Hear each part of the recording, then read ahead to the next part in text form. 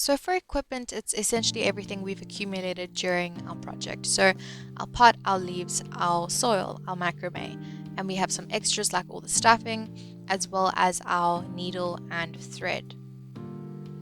So get your soil and get your leaves, because now we will be doing step 1, attaching the leaves to the soil. So you can grab your hook because it's going to help you in this process. Now I only took 2 strings of pearls here, but I suggest adding more, especially the first initial group you pull through. Maybe pull through 4 or 5, it just makes it easier. So we're going to take our leaves and pull them all the way through to the bottom with our hook. So now I suggest that you just pull through all the leaves that you can with the same method of just sticking that hook up to the top and pulling the leaves through the hole down to the bottom. And when you have all your leaves in your soil, we're just going to do a check. So we're going to look at every single string, we're going to give it a tug. So we're counting it, but we're also making sure that everything is as tight as possible. And once we've tugged on every single string and we're happy with that, we are going to split them all in half so that we can tie some knots.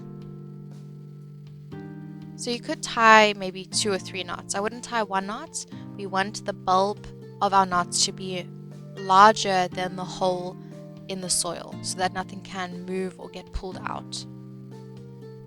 So if you're paranoid like me, you can tie 3 knots and just give it a tug to make sure nothing moves. And then we're just going to cut off all the excess, which we can use as stuffing in our pot.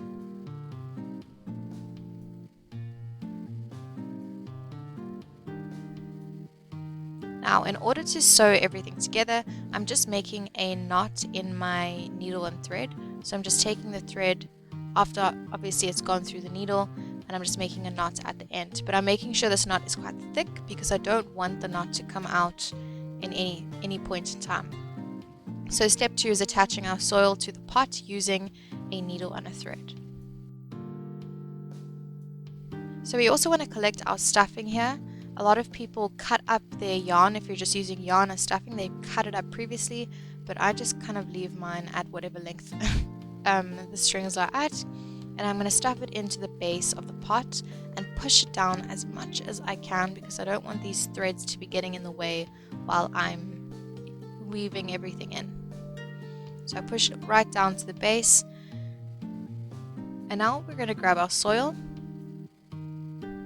and we're going to put our needle and thread into the bottom of the soil so that you can't see any excess tail, but I am going to snip off any excess tail that is left.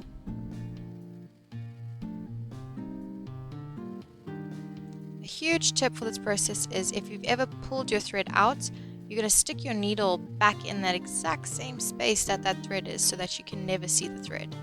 And we want to position our soil like just below the rim so that the soil looks like it's inside the pot, not coming out the pot. We want the soil to be inside the pot. And we're just going to pull through. So again, every time you put the needle in the hole, make sure that you're going in the exact same space as you came out. So we're just going in, out, in the exact same space. When you're halfway through sewing everything, add more stuffing. And you're going to close it up once you are happy with the amount of stuffing in your pot. And you want it to be quite squishy, but also quite dense. And then we're just going to continue the same method, going in and out the same hole while we work around the pot, just to make sure the thread is not seen.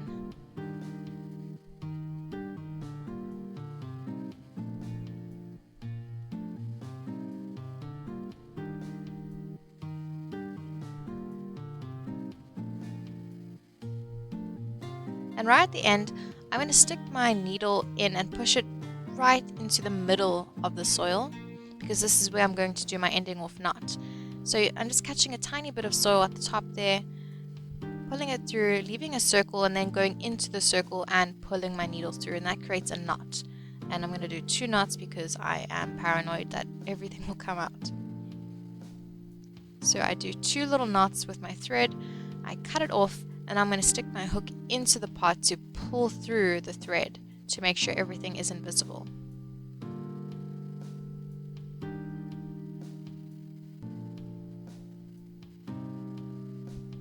And there you have it. We have combined pot, our soil, our leaves, and we have a little plant. Now we're moving on to the last step, step 3, which is adding the plant to our macrame. And the way that I do this is upside down. So I'm going to turn my plant upside down. I'm going to use my macrame upside down. Everything is just going to happen upside down for a little bit. So I'm going to open up the macrame on the side and stick my plant in. What's important here is that the wrapping knot at the bottom there must line up with the midpoint of the pot. So everything must be aligned, and this will help it to hang straight. If you ever notice your pot is not hanging straight when it's standing up straight, it's probably because the bottom knot there isn't aligned with the middle of the pot. And from this point on, I am just going to put all my pearls into their place. I'm doing this upside down because it's a lot easier. So if you have a set of 8 strings of pearls, you're going to be putting 2 strings into each gap, and if you have a set of 12 strings of pearls, you're going to be putting in 3 strings per gap. To ensure everything is in fact straight, I am just aligning my wrapping knot with the mid of my pot, flipping everything over and having a beautiful little plant. And that is the end of our journey. Now you have a beautiful macrame pearl of strings hanging plant. And I hope you enjoyed this process as much as I did. I'm really grateful for your support, and yeah, thank you so much.